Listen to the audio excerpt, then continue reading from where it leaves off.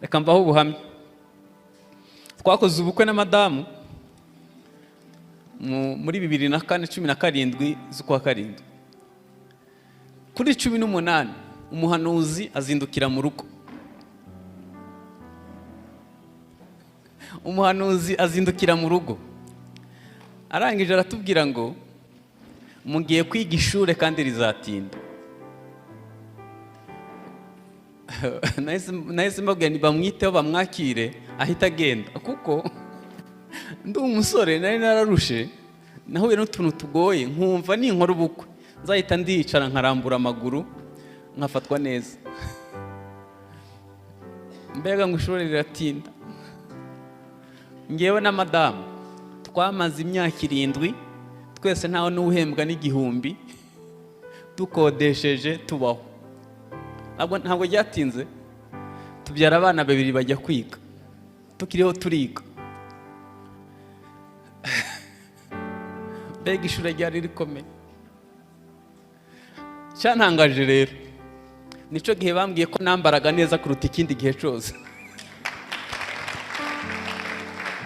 Hanyuma inshuro twariye nk'inyama muri ico gihe nazibara, nukuri nababeshe nazibara, ariko twafata ibirayi byacu n'ibishimba Imana yaduhaye tukabisengera, Imana igashamwa amaproteine tutabonye kuko iduha kenyene, kuko irimo kutwigisha.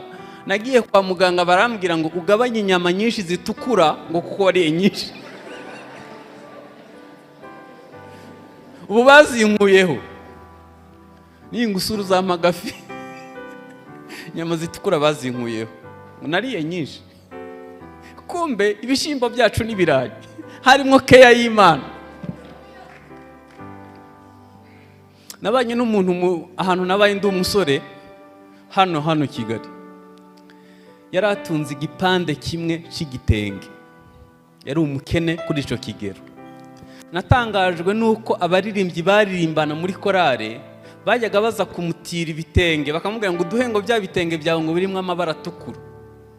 Ikindi gihe hakaza abandi bakavuga ngo duhe bya bitenge byawe biza birimo amabara y'icatsi. Twaje kumenya ko igitenge cy'Imana igihindura amabara. Iyo uri muri keya y'Imana, Imana imenya ibyo uzajya n'ibyo uzambara n'utudetaye tw'ubuzima ikatwitaho, kuko abantu bayikorera neza, ibaha keya.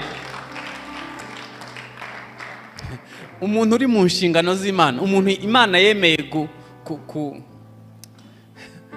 imwitaho akaba mu nshingano zayo, uwo muntu abaho neza. Haleluya. Imana ntitanga ibyo ukenye, itanga ibyo ukeneye, kuko ibyinshi biba ari ibyo guhazira ryacu. Ariko iyo ukorera Imana neza, imenya detaye z'ubuzima kandi ikaguha ibyo ukeneye.